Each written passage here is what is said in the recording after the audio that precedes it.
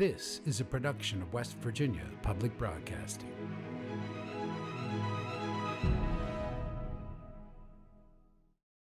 This program features historical reenactment that include Native American characters and cultural representations. West Virginia Public Broadcasting has made every effort to hire Native American performers to portray key historical figures. However, not all participants appearing in these reenactments are Native American. Every effort has been made to ensure that all portrayals are handled with accuracy, respect, and cultural sensitivity through the use of Native American consultants.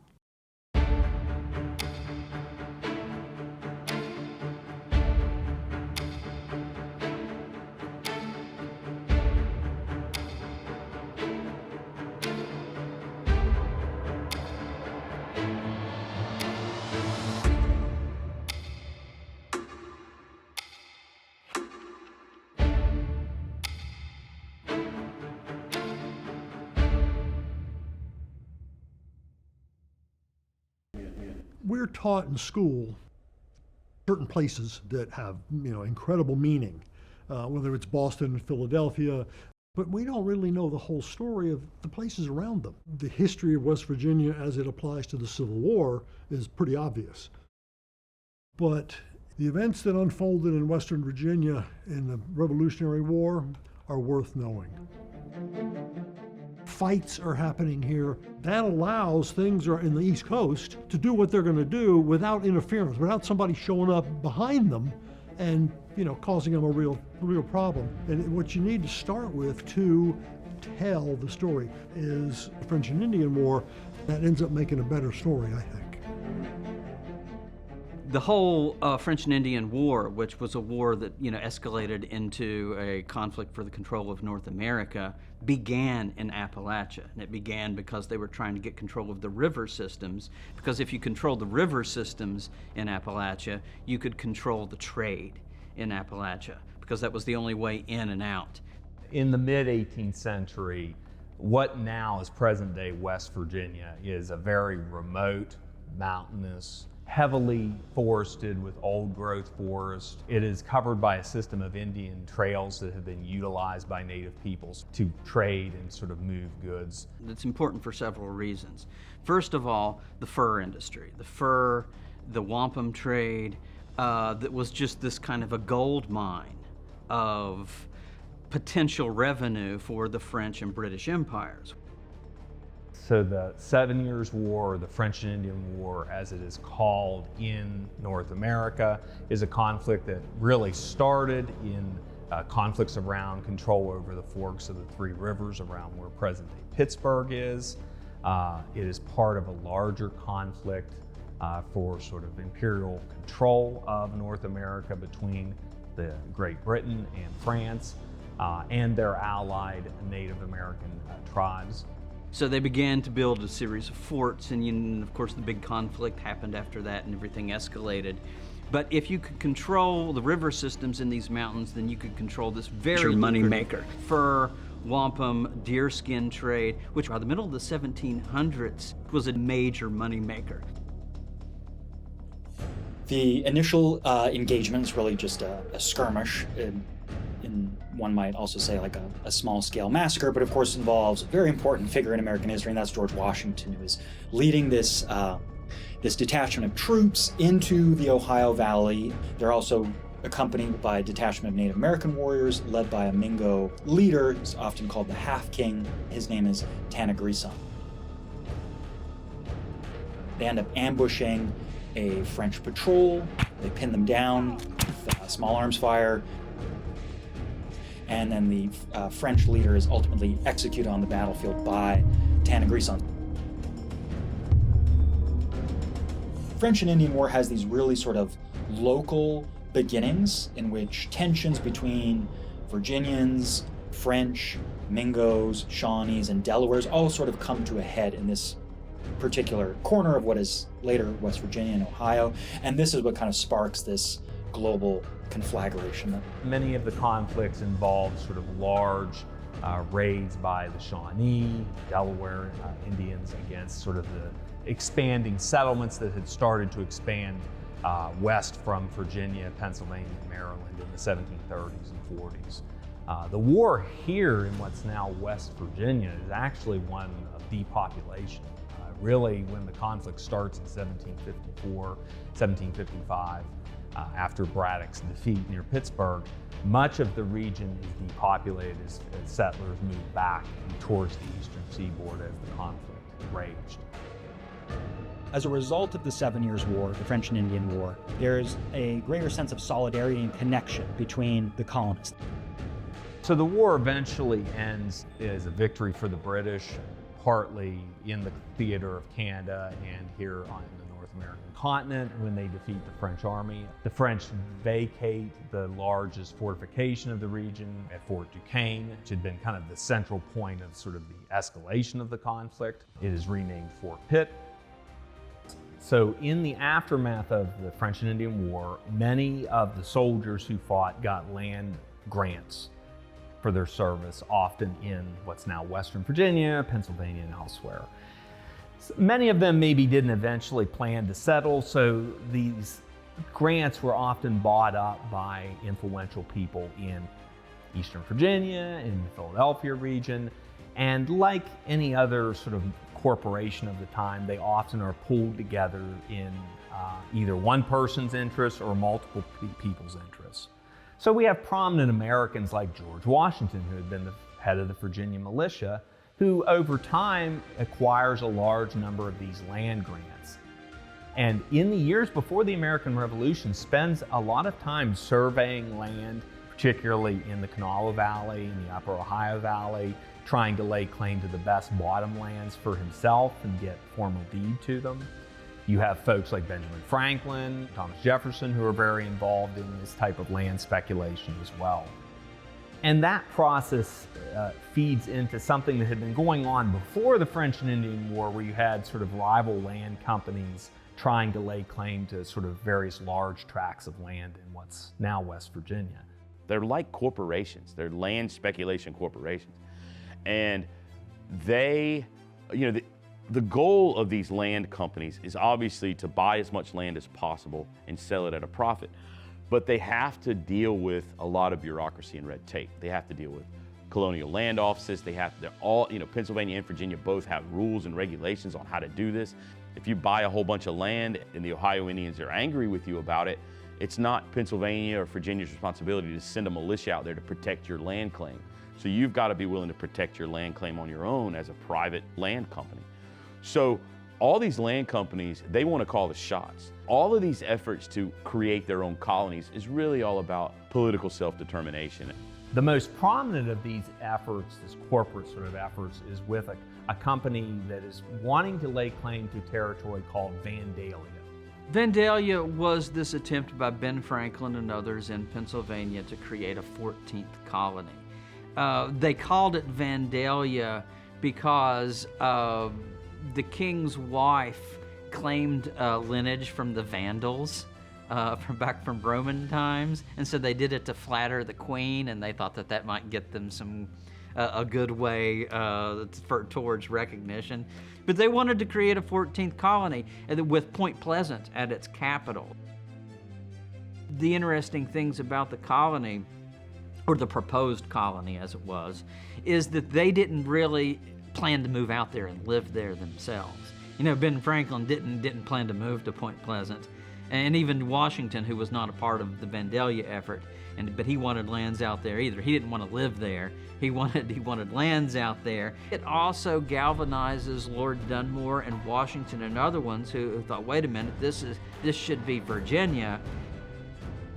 Needless to say, many settlers from the eastern part of Virginia are beginning to move further west. So this is where, for the first time, we start seeing larger settlements starting to develop throughout the 1760s into the 1770s in what's now present-day West Virginia.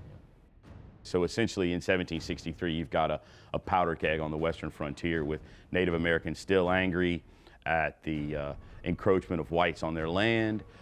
And that violence that occurs, that natural violence that occurs, creates economic disruption for the political and economic power brokers, whether they're back in Williamsburg or whether they're in London.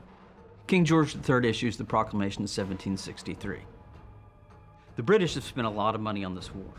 They need revenue to pay for the war. They also want to stabilize the frontier because they want to establish commerce with the Native Americans. They want to get the fur trade and everything going again. So they want to bring about some form of stability on the frontier. They don't want settlers moving further west and coming into conflict with the Native Americans. So because they want there to be some kind of stability in the region. So they open up Canada and Florida to settlement. The settlers who fought and bled and died in this war believed that they were fighting the war so that they could move west. And now this proclamation is setting up a line through the Appalachian Mountains that you can't go west of. And of course, then the taxes that are levied on after that to help generate revenue for the war is something that the settlers didn't bargain for. And so they're saying, why did we fight this war in the first place if we're not going to get out of it what we originally hoped? And so this is what begins to galvanize public support against the British Crown. Not immediately, people aren't talking about independence right away, of course, but they are beginning to have serious grievances with the British government in London. The Proclamation of 1763 is the first of a series of treaties, part of a larger effort to try to keep the peace on the western frontier, but also subtly push the line of western settlement further west, certainly to the Ohio is the ultimate goal. And there's a series of these treaties. Probably the one that has the most impact on Western Virginia is the Treaty at Fort Stanwix. Fort Stanwix is a fort up in New York where the 6 nations at this point meet with Pennsylvania, New York, and Virginia officials. There's tremendous pressure to sell their western land to these colonial governments because western land speculators, western land companies want this land. So the Treaty of Fort Stanwix essentially pushes the original proclamation line further west to the Ohio River. Then you have the Treaty of Hard Labor, right? And the Treaty of Hard Labor is further south, and that deals with the Cherokee. And the Cherokee in that ceded off lands, basically all lands that were in southern West Virginia. The Cherokee at one time were claiming lands up to basically the Kanawha River. They were claiming everything south that is in now West Virginia, and they gave up or conceded those lands except for a couple areas in the corner of West Virginia to that. So the Cherokee were kind of put out of the picture, but what this does is it kind of clears their claims out of southern West Virginia, and then it opens up the way for a flood of new settlers. And the settlers, because of the Treaty of Fort Stanwix and the Treaty of Hard Labor, believe now that they can go as far as the Ohio River and not get attacked. They believe at first that they're going to be safe when they go out there. Of course, that's not going to be the case. It's an incredibly violent place. So there's tremendous pressure on Virginia's colonial governor, Lord Dunmore, to do something about it. John Murray, the 4th Earl of Dunmore. He's an interesting character in and of itself. He was born in Scotland, and he actually had a lot of military background. When he was 15, he and his father joined up with the Jacobite revolt of Bonnie Prince Charlie, and he was actually a page for Bonnie Prince Charlie at the Battle of Culloden, which was the last pitched battle ever fought on British soil. After the Jacobites were defeated, he was arrested as a teenager and spent a year in the Tower of London as a prisoner. And then he was later released and actually went into the military and actually served in the 7 Years' War. He served in France, actually with distinction, and kind of made a name for himself a bit in the British Army. His father and his uncle both die, which suddenly makes him the big heir to the family fortune and the family lands. And then later on, he's going to get appointed, of course, to New York. And then when the governor of Virginia dies, he gets put down in Virginia. You've got prominent Virginians who own western land, and they want to speculate in that land. They want to break it up into small parcels, sell it. That's how you get rich. And then you've got western settlers, some prominent, some not, who are under this daily threat of death from the Ohio Indians. And then you've got others in the Virginia colonial government who just want to deal with the Western Indian problem. So Dunmore has got this tremendous amount of pressure on him to do something about it. And he doesn't want to. The British government's basic idea is the Western frontier is the backwater of the British Empire. Why are we going to spend blood and treasure on it? he begins to think about how are we going to handle it. As he's preparing to address the problem of the western frontier, violence kind of continues to escalate. John Connolly gets put in charge of Fort Pitt by Dunmore. Connolly was another big land speculator. He wanted to get that land through the Virginia colony. Connolly starts doing a number of things to provoke the Shawnee across the river. He has militia fire across the river at Shawnee. A couple of months before the Great House Massacre, or Yellow Creek Massacre, however you want to call it, he sends out letters to everybody in the region saying that there's a state of war existing between the tribes and the settlers, which was not the case, but he was saying that there was a state of war. That was so deeply involved in causing Chief Logan to go on the warpath and causing what would result in Dunmore's war. Chief Logan was a Cayuga chief. From his earliest days in the region, was often someone who was encouraging peace, peaceful relationships, or trying to make peaceful relationships with the white settlers and land speculators in the region, and was often somebody who was seen in a very favorable light by other Native American leaders, by many white figures as well. But Logan's family basically gets caught up in all the violence and fear and mayhem and terror that is sort of gripping white and Native communities, and his family is ultimately killed, murdered. In what would have been common practice for a warrior leader like that of the time, Logan sought retribution against white settlers throughout the region. He sort of hits different settlements in what's now Western Virginia, into Pennsylvania. He knows that this massacre could be utilized by the Virginians, by the colonial government as recourse to engage in a much wider conflict. Dunmore, he settles on doing something about it for a number of different reasons, but I think Western pressure to deal with the Ohio Indians is probably the most prominent one. And his basic plan is to raise an army and march on the Ohio Indians. Start with the northern Ohio Indian communities and come down the Ohio River and tributaries and annihilate them, force them into submission, and make the western frontier safe for settlement and speculation. I mean, that's the goal. So what he does is Dunmore himself raises an army, kind of the northern half of the army, and then they eventually rendezvous at Fort Pitt, which they call Fort Dunmore. And they are going to be the northern part of the army, and they're going to travel north to south down the Ohio River. The southern army is going to be led by a man by the name of Andrew Lewis. Andrew Lewis is quite possibly the most significant individual in the Greenbrier Valley leading up to the American Revolution. Who was a prominent militia leader during the French and Indian War, friend of George Washington from the Greenbrier Valley.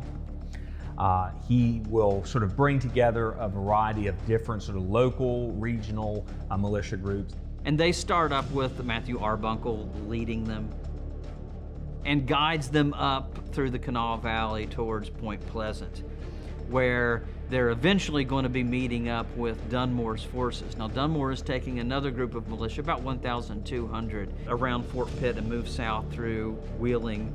The two groups are going to meet up, and then they're going to go forward and advance towards Shawnee settlements in what is now Ohio.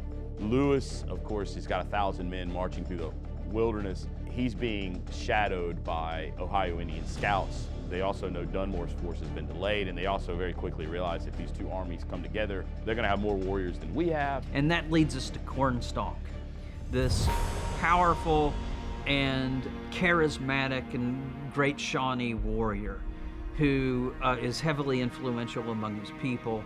He's a fighter. He had fought in Pontiac's War, so he was already familiar with conflict on the frontier. He realizes that the Shawnee have to act, and they have to act in force, and they have to score a good victory here if they're going to have any chance against the settlers, because they're outnumbered. So when Lewis arrives a couple of days before Dunmore at Point Pleasant, and while they're set up in camp, Cornstalk and a couple of other prominent Ohio Indian chiefs raise a force of about 1,000-ish Ohio Indian warriors, and they fall upon Lewis's forces at Point Pleasant. However, as fate would have it, a couple of scouts were sent out early that morning to hunt. And what do? The scouts or the hunters come across the advance guard of the Shawnee coming to them. And they're able to make their way back and raise the alarm. Had it not been for those two hunters, the battle could have turned out quite differently. Lewis doesn't really realize the full extent of the force about to bear down on them. And so he sends out two groups of, I believe, 150 militia to go out and find out what's going on. Both of the commanders of the militia get shot down within the first few minutes and get taken back. But the militia are able to hold their ground. They're armed with long rifles, which weren't as fast loading as your standard issue British muskets, but they were way more accurate. And the frontiersmen were really good shots, because you had to be, because you had to hunt to live. And so they were really good shots. They were able to hold off the Shawnee. And the Shawnee, they had guns too, but they were largely fighting with French muskets. There was a pretty bloody battle that was fought there, and some of the fighting was hand-to-hand, close-quartered fighting, really brutal stuff, which was kind of the way it went on the frontier. Cornstalk is a big presence in this battle. He is heard on the militia side. The militia hear him. They hear him talking to his soldiers and exhorting them and telling them to be brave and telling them to be strong. Even the militia comment on his extraordinary bravery and courage during this fight. And the fighting continues on throughout a good portion of the day. Ultimately, the Shawnee are driven back to a hilly area, and instead of trying to take the hill, they just kind of fire up at them. But ultimately, the militia have enough numbers, they hold their ground, and the Shawnee aren't able to break them. Even though the fight was kind of at a standstill, the Shawnee are going to have to retreat because they can't fight to a stalemate. A stalemate's no good for them. They have to have kind of a resounding victory here in order to have any hope of dealing with Dunmore's forces further to the north.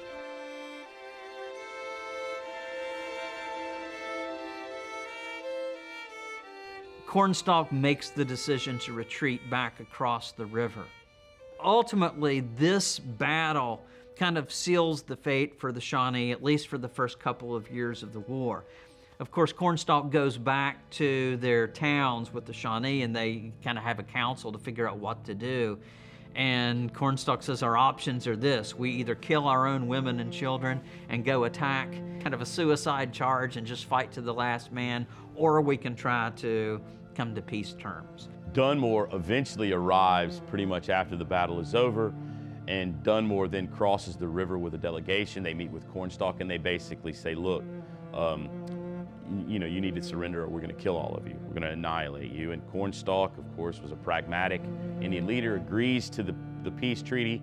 The Treaty of Camp Charlotte essentially guarantees Virginia's safe settlement all the way to the Ohio River, which they supposedly had with the Treaty of Fort Stanwix. So the Treaty of Camp Charlotte was the sort of second treaty in which some of the Ohio Indians agreed to accept these terms. So that's what's going on in 1774. The Ohio Indians have been pushed back on their heels, and Western Virginians are pushing further west. Now, it's important to note that Lewis and Arbuckle and the other leaders of the militia that actually fought at Point Pleasant were not a part of those negotiations at Camp Charlotte, something that they would really resent later on. It was a significant victory, and as one result of the Battle of Point Pleasant. Some have argued that this was the first battle of the Revolutionary War. Pretty much brought peace to the western frontier for about 3 years, up until 1777. Allowed the Patriots to form up their armies, the militia, the Continental Army to get started, and prevented an alliance between the British and the Indians, which came after 1777. The Ohio Indians then sort of retreat to their towns, and Lewis and Dunmore build a temporary fort. He calls it Fort Gower. Just as all this is happening, The First Continental Congress is meeting in Philadelphia, and the beginnings of the American Revolution are taking form. And that starts the story.